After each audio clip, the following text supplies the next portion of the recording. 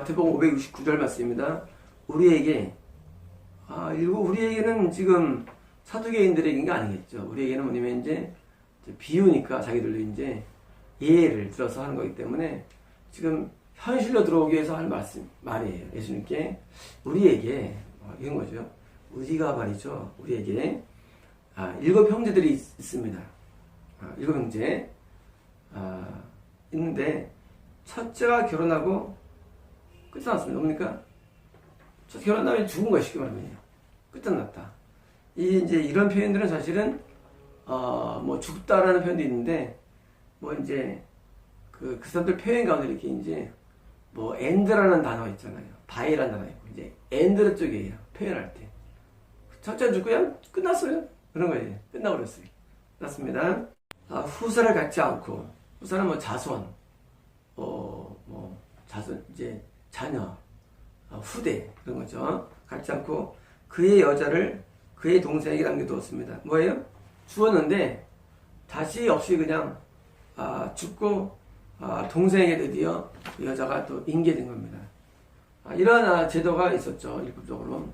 자, 뭐냐면 부활이 없어요. 예수님 있을 수가 없죠. 어떻게 그 첫째 부인도 되고 둘째 동생의 부인도 되고 셋째 부인도 됩니까? 이런 거예요. 이제 이게 말이 됩니까? 왜 율법에는 돼 있으니까. 뭐냐면 이 말이 안 된다는 거예요. 이게 말이 안 맞고 법이 맞지 않아요. 진짜 부활이 있고 사고가 있다면 이런 율법이 있을 수 있습니까? 그럼 그렇죠. 정말 부활이 있다면, 정말 내사가 있다면 말이죠. 있다면 어떻게 이런 율법이 있을 수 있어요? 이런 법이. 굉장히 합리적이죠. 이건 누가 봐도 비도덕적이죠. 그렇잖아요. 정말 내사가 있고 죽은 다음에 부활이 있다면 아니 지금 첫째 부인도 되고 둘째도 되고 한 형제 가운데 이런 게 어디 있습니까 하는 거예요. 이게 말이 됩니까? 여러분 굉장히 맞는 말이에요. 성경 읽다 보면 성경이 이해가 안 되는 게 많습니다. 도덕적으로도. 과학적으로도 이해가 안 될 뿐만 아니라 도덕적으로도 이해가 안 돼. 도덕적으로. 이건 진짜 말이 안 돼. 도덕적으로도. 하고 우리가 말씀에 대해서 이렇게 물어온 거예요.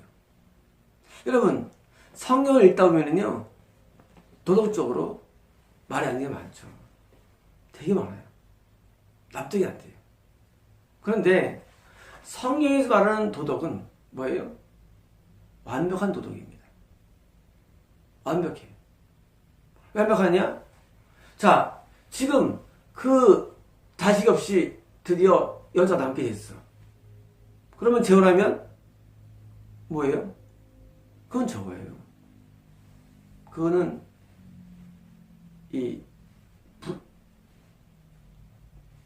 부정이 돼가지고 지옥감이. 여러분, 자, 부인이 남편이 죽었어요. 그런데 부인이 만약에 재혼하면 죽었는데 지옥입니까? 아니에요. 많은 경우들은 말이죠. 많은 경우들은 이 사별 후의 결혼은 죄가 아니지만 그러나 옛날의 과거에는 많이 죽습니다. 전저로 죽고 찔러로 죽고 많이 죽어요. 그런데 신약시대에서는 적지만 그때는 많이 죽는데 또 죽어가지고 또 재혼해요. 또 시켜 죽어. 재혼. 이거 뭐예요? 이거 완전히 끝나는 거 아닙니까, 여러분? 여러분, 만약에 정말로 사별 이후 재혼이 신약에 와서는 그것이 이제 뭐예요? 뭐 죄가 아니라고 했지만 그러나 실제로 적용상에서는요 이렇게 되면은요 수없이 결혼이 돼 있어요. 얼마나 과거에 많이 죽습니까? 여러분 과거에는요 사람 죽는 게 아주 거저먹기예요. 몇 하면 죽어요, 여러분. 근데 만약에 첫째가 죽은 다음에 드디어 부인이 그래 나는 이제 자유하고 결혼해요? 이게 굉장히 성적으로 말해 이거는 큰 문제입니다. 그러니까 뭐예요? 그러니까 이런 것도 사실은 범죄 같아요. 이런 것도. 그러니까 하나님께서는 뭐예요? 이런 면에서 뭐예요? 그냥 둘째로 인계시킵니다. 왜냐고요? 여자 혼자서 어떻게 못 살아요? 못 삽니다. 여자는 과거에는 노동력이 없어요. 결혼해야 되는 게 원칙이에요. 여자가 못 삽니다, 여러분. 여러분, 여자들은, 과거 여자들은요, 돈을 벌 수 있는 수단이 전혀 없어요, 방법이. 제로예요. 요즘에야 시골에서도 여자들이 다 김매주면 돈 줘요. 밭에 나가서. 근데 그 당시에는 그렇게 못해요. 어려워요. 보통 어려운 게 아니에요. 그게 뭐예요? 그렇게 노동력이 없으니까 뭐예요? 결국 둘째랑 결혼시키면, 자, 사별로 재혼이기 때문에 죄로 인정되기가 약하고, 또한 뭐예요? 그의 삶의 보장을 주기 위한 방법이었어요. 여러분, 이게 비도덕적이에요. 어느 게 비도덕적이에요? 그렇게 많이 죽는 시대에 막 사별로 재혼을 통해 하는 게 비도덕적입니까? 아니면 둘째랑 결혼하는 게 비도덕적입니까? 결혼 안 할 수는 없고, 안 하면 굶어 죽으니까. 그러니까 굶어 죽느니 결혼해야 되는데 둘째랑 하는 게 더 현실적인 얘기입니다. 그러므로 여러분이 성경을 보실 때 이거는 도덕적으로 문제 있다는 것은 보면은요, 지금 시대에 볼 때 문제지 그 당시에는 그렇지 않습니다. 그러면 과연 지금은 어떻게 지금은 하면 안 되죠. 지금은 형 죽은 다음에 동생 하는 게 안 되죠. 지금은요. 왜? 지금은 그런 법에 저촉되는 시대가 아니기 때문입니다. 지금은요. 신약이 있는 이유는 뭐냐면요, 신약은 구약에 있는 것에 대한 보완점이 있는 거 있어요. 신약적으로. 보완. 구약에 있는 법이 있었죠. 여러분 지금 제사 안 지내지 않습니까? 제사를. 그럼 지금 우리가 소, 양 안 죽이잖아요. 양 안 죽이죠. 왜 안 죽이느냐? 지금은 그런 시대가 아니에요. 율법이 동일하다면서요. 맞아요. 하나님의 그 내용은 동일해. 그러나 의식적인 거, 어떤 이런 제도적인 것 중에서는요, 지금 다른 내용들이 신약에 보완되어 있어요. 지금은 아예 그냥 그런 법에 저촉하면 안 돼요. 지금은 사별로 재혼이 돼요. 왜? 지금은 잘 안 죽으니까. 사람들이. 잘 안 죽어요. 하지만 1년 전, 2000년 전, 소변 좀 하더라도요, 사람 죽는 건 시간이 먹기였어요. 그 당시에는요. 뻑하면 죽어요. 얼마나 전투가 많고, 전쟁이 많습니까? 그 기아가 얼마나 많고, 전염병이 많아요. 그러니까 그때 만약에 사별로 재혼이 허락되면요, 이건 뭐 그냥 막, 쉽게 말하면 그냥 인생 파란만장이 되는 거예요, 인생이요. 파란만장이 되는 거예요, 인생이. 여러분, 그러므로 성경에서 우리가 이 안전부분이 있다 할 때 뭐예요? 좀 들어보면은요, 다 이해가 돼요. 그런 이유가 있는 거예요. 네, 그게 더 도덕적이라는 얘기입니다. 누구를 위해서? 그 형수님, 첫째 남며느리가 생존하는 데 있어서 절대적인 필요한 법이에요, 이게. 얼마나 중요합니까? 하나님께서 그 사람의 생존을 위해서 만든 법이라도요. 생존을 위해서. 그러니 도덕이 뭡니까? 도덕은 우리를 위한 거예요, 하나님께서. 동시에 다른 사람에게 피해를 안 주는 거예요. 이 여자도 위하고 남들을 위한 겁니다. 그래서 우리 성경 보실 때 여러분 이해가 안 되는 그런 내용들 때문에 여러분 당하지 마세요. 성경에는 되게 좋은 게 많습니다. 아기를 낳은 다음에 남자애를 낳은다면 며칠 동안은 서로 성관을 하지 말라. 또 과학적이에요. 여자를 낳으면 성관하지 말라. 다 과학적으로 다 돼 있어요. 언제 말에 할례를 받으라. 다 과학적이에요. 하지만 과학을 떠나서 도덕적으로 마찬가지. 도덕적으로도요. 성경에서는 동물과의 수간도 이건 범죄입니다. 간음이에요. 수간도.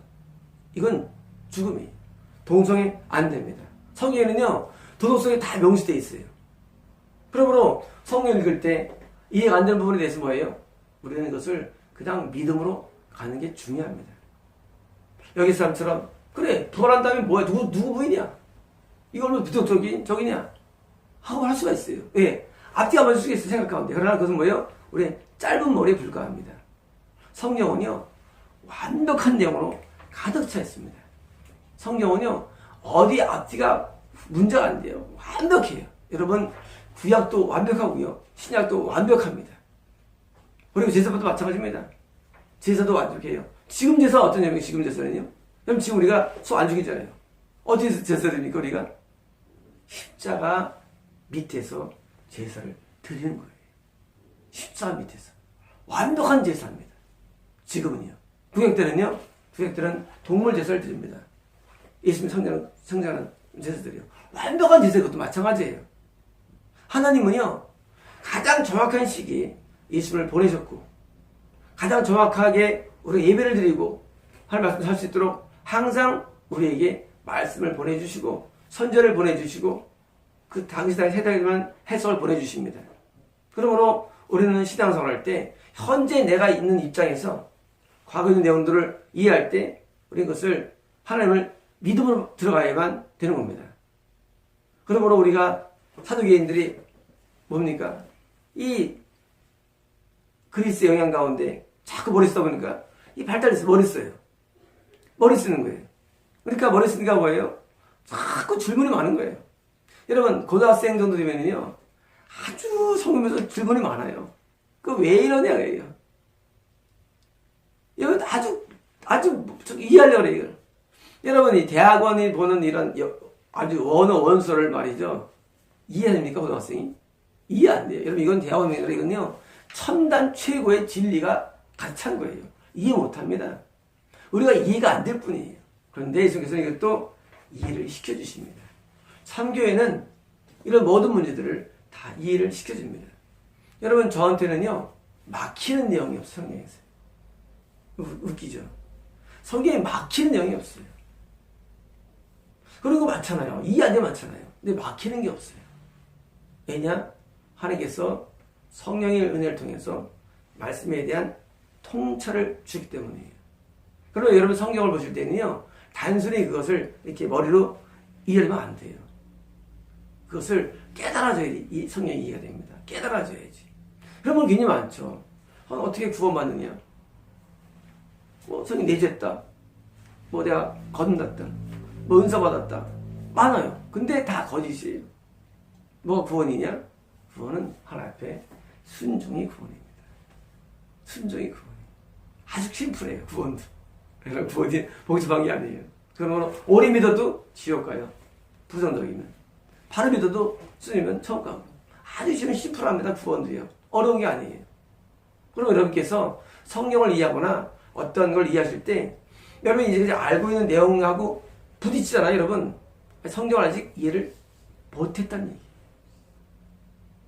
여러분이 어떤 내용을 알고 있는데, 자꾸 부딪혀. 타교단 부딪혀. 이해가 안 돼. 이런 뭐예요?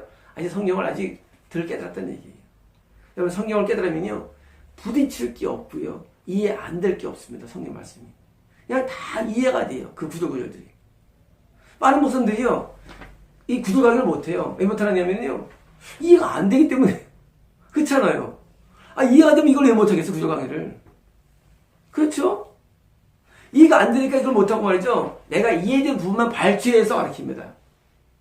그래서 안 되는 게 신앙이에요. 성경은요, 전체를 다 이해해야 됩니다. 전체를 다. 그렇죠. 영화 볼 때 전체를 다 이해해야지. 뽑아서 영화 이해합니까? 전체를 다 이해하는 거예요. 그래서 성경 말씀을 보실 때, 가르치실 때는요, 성경을 전체를 다 쪼각쪼각 다 먹여줘야 됩니다. 그래, 알려줘야 돼요. 그래야 이게 통으로 이해가 되며, 그래야 우리는 통하는 구원에 갖게 됩니다. 지금 사도개인처럼 도덕적으로 이해 못하는 부분 여러분 있습니까? 여러분 다시 말씀 앞에 가까이 가셔서 모든 걸 이해할 수 있으면 좋겠습니다.